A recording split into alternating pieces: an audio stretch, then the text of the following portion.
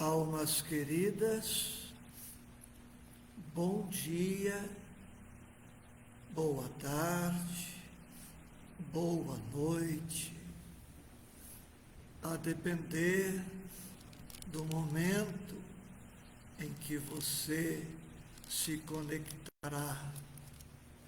A vocês que estão se conectando desde já, bom dia, muita paz para todos nós, a paz inconfundível, incomparável de nosso Senhor e Mestre Jesus Cristo. Estão já comigo a sobrinha Solange Cristina Claro, Michele Carregari, Laura Parmejane e, com certeza, outros corações. Amores, estamos estudando o capítulo 17 do evangelista Lucas.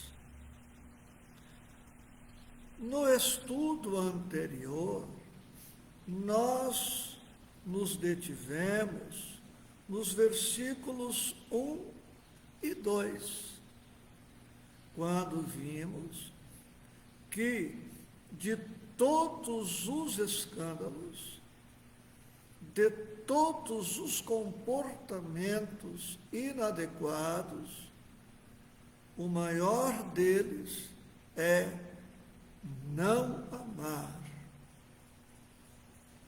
E hoje vamos nos deter nos versículos 3 e 4, cujo tema é o perdão.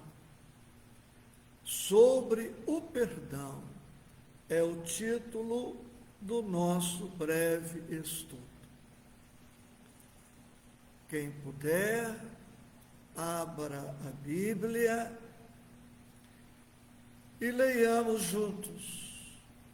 Olhai por vós mesmos, e se teu irmão pecar contra ti, repreende-o, e se ele se arrepender, perdoa-lhe. E se pecar contra ti 7 vezes no dia, e 7 vezes no dia que vier ter contigo, dizendo: arrependo-me, perdoa-lhe. Vamos ler outra vez, versículos 3 e 4, do capítulo 17 de Lucas. Olhai por vós mesmos, e se teu irmão pecar contra ti, repreende-o, e se ele se arrepender, perdoa-lhe. E se pecar contra ti 7 vezes no dia, e 7 vezes no dia que vier ter contigo, dizendo: arrependo-me, perdoa-lhe. Se o tema é perdão, necessitamos refletir sobre a mágoa, sobre o ressentimento, a hostilidade reprimida. Precisamos refletir sobre a raiva. Jesus não recomendaria o perdão através do seu evangelho se não nos magoássemos nunca, se nunca nos ressentíssemos.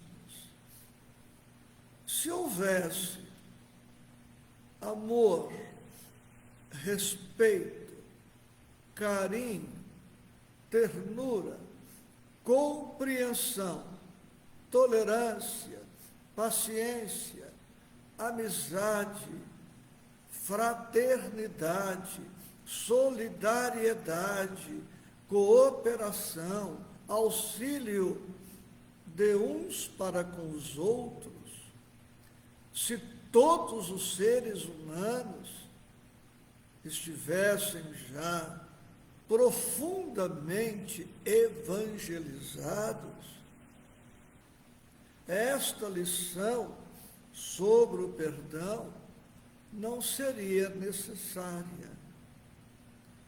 Mas a humanidade de todos os tempos, incluindo a humanidade dos nossos tempos, é constituída maciçamente, ressalvadas as exceções, de pessoas frágeis, melindrosas, suscetíveis, que se deixam magoar, ferir por qualquer coisa.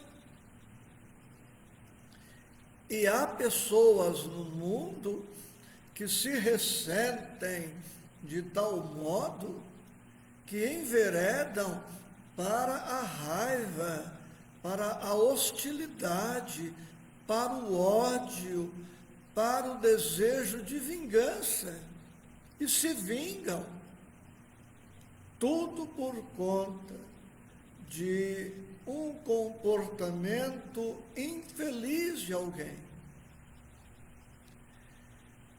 Por que Jesus começa o texto no versículo 3 dizendo: olhai por vós mesmos? Como podemos interpretar esta recomendação de Jesus nesta oportunidade? Olhai por vós mesmos. Podemos interpretar assim: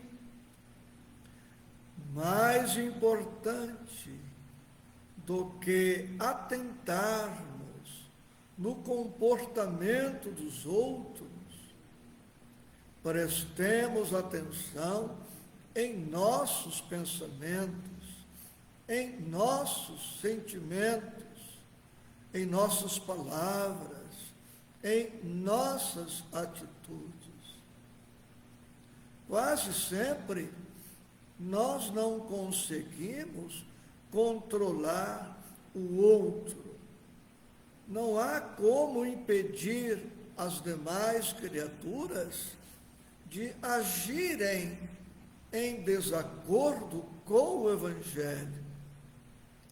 Como exigir que todos, o tempo inteiro, em todas as situações, sejam sempre gentis conosco, sempre educados conosco, sempre tolerantes, pacientes, bondosos, misericordiosos, se nós mesmos também não somos misericordiosos, bondosos, pacientes o tempo todo?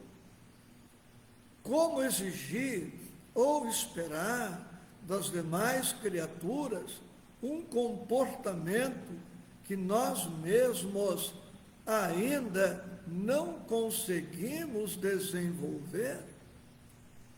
Jesus, pois, está me dizendo: Isaías, cuide de você, cresça, meu amigo, se estruture, meu amigo, se prepare.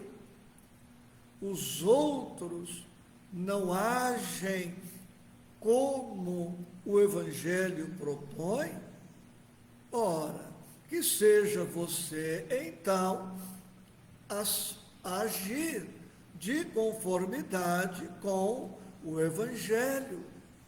O outro não é gentil, seja você gentil.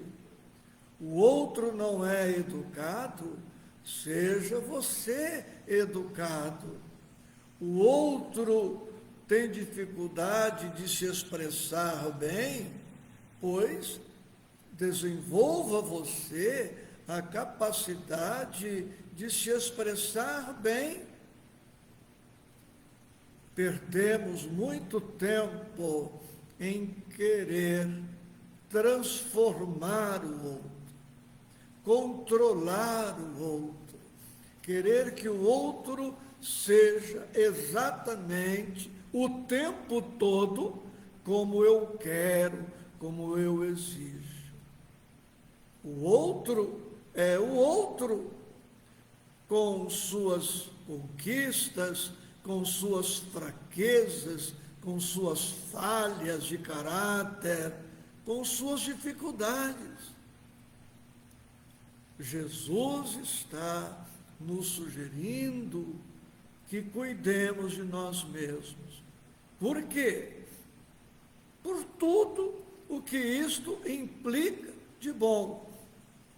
Mas, trazendo esta estruturação para o tema perdão, para o tema mágoa, se eu me estruturar, o comportamento inadequado do outro vai me atingir menos, vai me ferir menos, vai me magoar menos. Mágoa é nódoa, é mancha, é lixo, é sujeira na alma. Mágoa é uma ferida, em linguagem médica, é um hematoma na alma. A alma magoada é alma ferida, marcada, manchada, enodoada, com hematoma, está doente.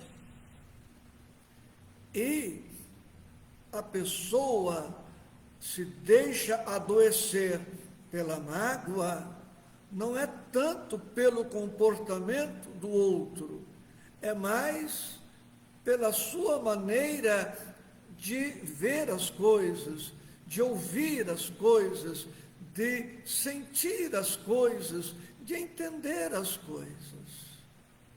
O que mais me leva à mágoa não é tanto o comportamento do outro, é mais o meu modo de ser, o meu modo de pensar, o meu modo de sentir, o meu modo de ver as coisas.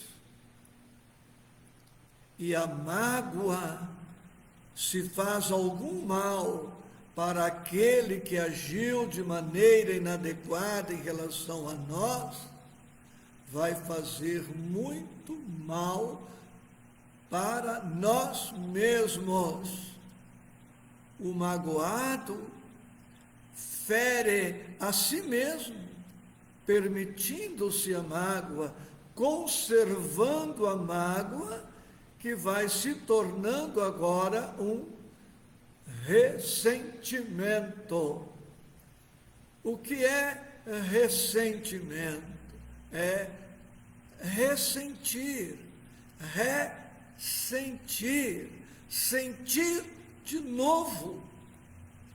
E se a pessoa insiste em continuar alimentando esta mágoa, ela já não está mais somente magoada, agora ela está ressentida, uma mágoa agravada.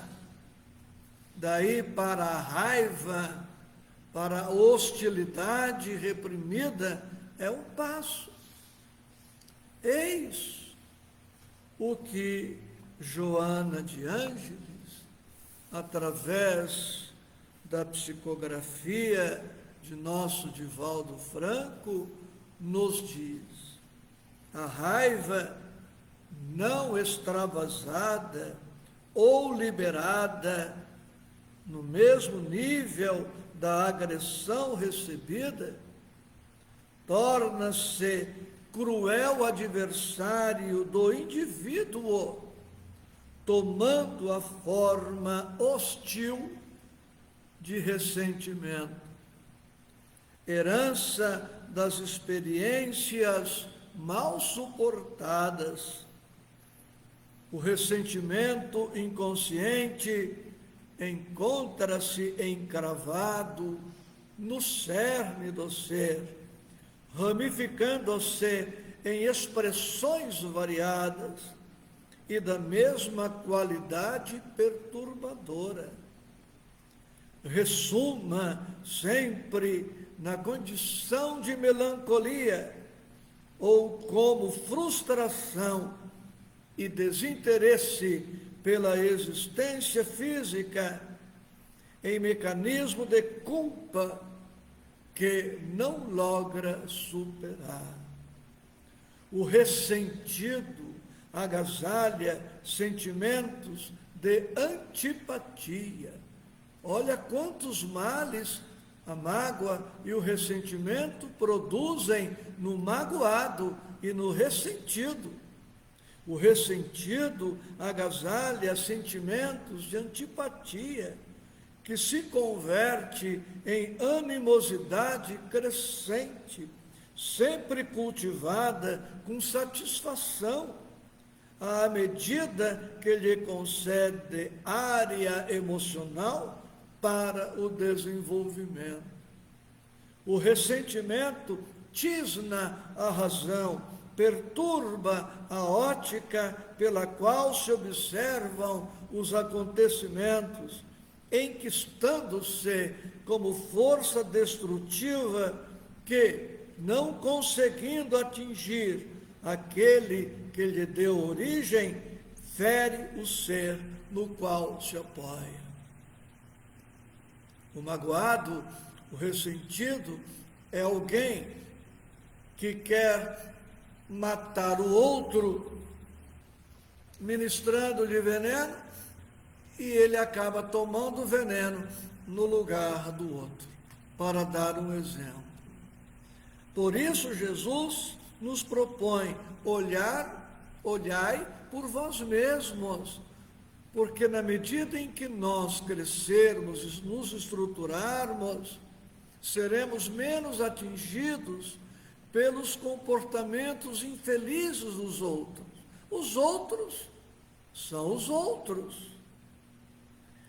Mas, se ainda estamos no estágio de ficarmos ressentidos, magoados, Jesus nos propõe o perdão, tanto nos versículo 3 quanto no versículo 4. E ele diz: se teu irmão pecar contra ti, se teu irmão pecar contra ti, está no condicional, porque pode ser que eu tenha ficado magoado sem que o outro tenha agido de maneira inadequada. De repente, eu me magoei por conta dos meus achismos, por conta das minhas fraquezas. O outro não se comportou de maneira errada. Eu é que estou aqui achando isto. Se teu irmão pecar contra ti, repreende-o. Jesus está nos sugerindo que a gente vá ao encontro do outro e se queixe, e o critique, e grite com ele, e o ofenda, e o magoe. Não, não é este o sentido proposto pelo Evangelho. Quando Jesus diz, repreende-o, está nos dizendo: vai conversar com ele, vai esclarecer o assunto, vai dialogar. Nos remete a palavra dois, logos, razão, estudo. Vamos conversar nós dois. Houve um mal-entendido, vamos esclarecer, vamos fazer luz, vamos iluminar, vamos afastar esta nuvem, esta sombra que se estabeleceu entre nós por conta de uma palavra infeliz, por conta de uma reação infeliz. Vamos conversar,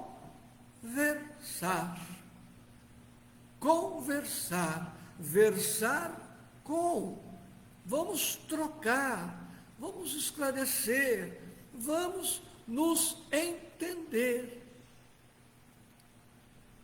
para que a gente possa eliminar o mal-entendido, cortar o mal pela raiz e mantermos a nossa amizade, o nosso amor, nosso carinho, nosso compromisso.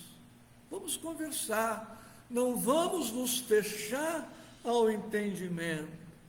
E se ele se arrepender, perdoa-lhe. Vamos entender isso. Quer dizer que se o outro não se arrepender, eu não vou perdoá-lo? É isso que o Evangelho está nos propondo? Não, eu não te perdoo porque você não se arrependeu. Não te perdoo porque você não reconhece que errou. Não te perdoo porque você não está me pedindo perdão.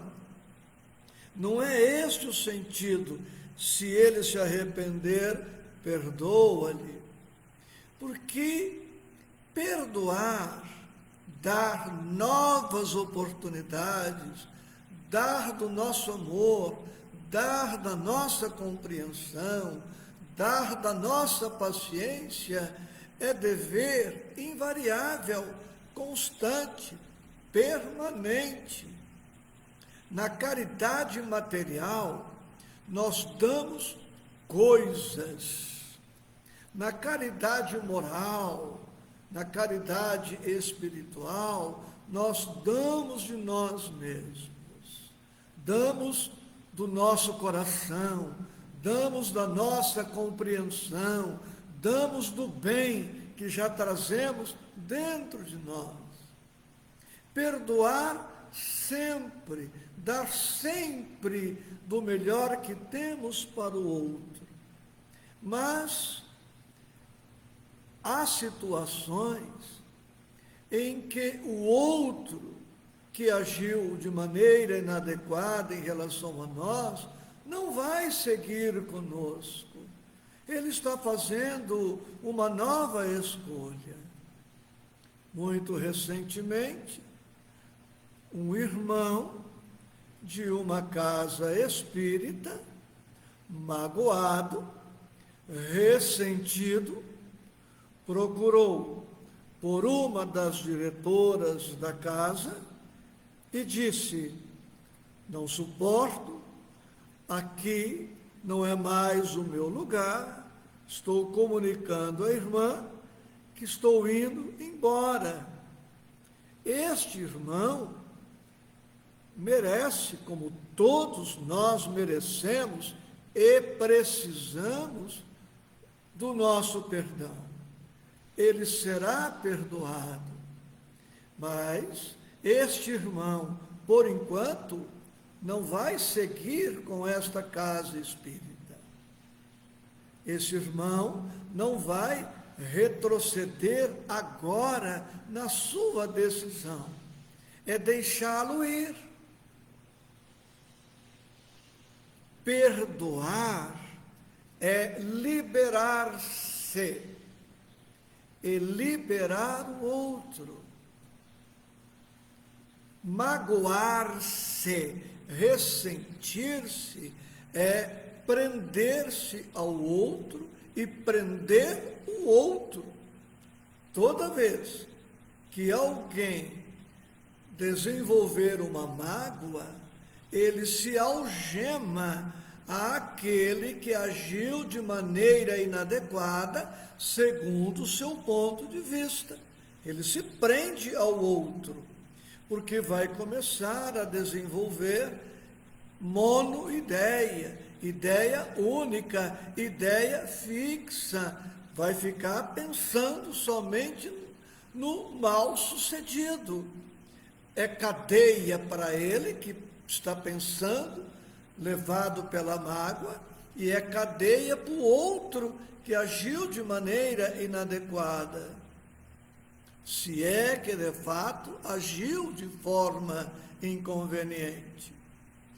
Mas quando alguém se propõe a perdoar, a doar do que tem de melhor, do ponto de vista do sentimento, esta pessoa se liberta e liberta o outro. Mas ao libertar o outro, não significa que o outro está livre das consequências do seu comportamento infeliz. Porque a lei é de justiça, a lei é de causa e efeito. Se eu agir mal em relação a você e você me perdoar, não significa que eu ficarei isento das consequências do meu mal proceder. Significa somente que você, ao me perdoar, se liberta, se libera, segue adiante, livre, em paz, feliz, com a consciência pacificada, e você me deixa livre. Mas eu continuarei preso, vinculado aos efeitos do meu comportamento inadequado. Porque o seu perdão não me livra das responsabilidades que me cabem pelo mal proceder. Porque antes de ferir você, eu terei ferido a lei divina, as leis divinas.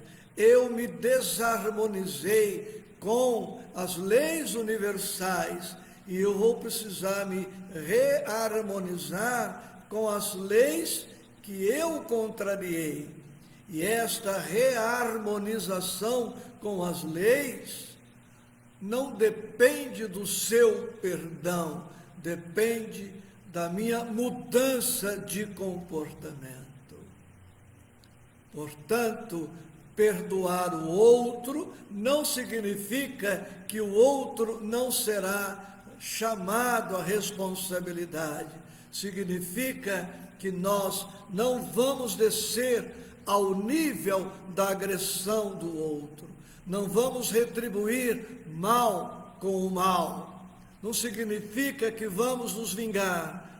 Perdoar o outro significa o seguinte: seguirei em paz, livre, sem este fardo, sem carregar este cadáver insepulto, não sepultado, que significa mágoa, ressentimento.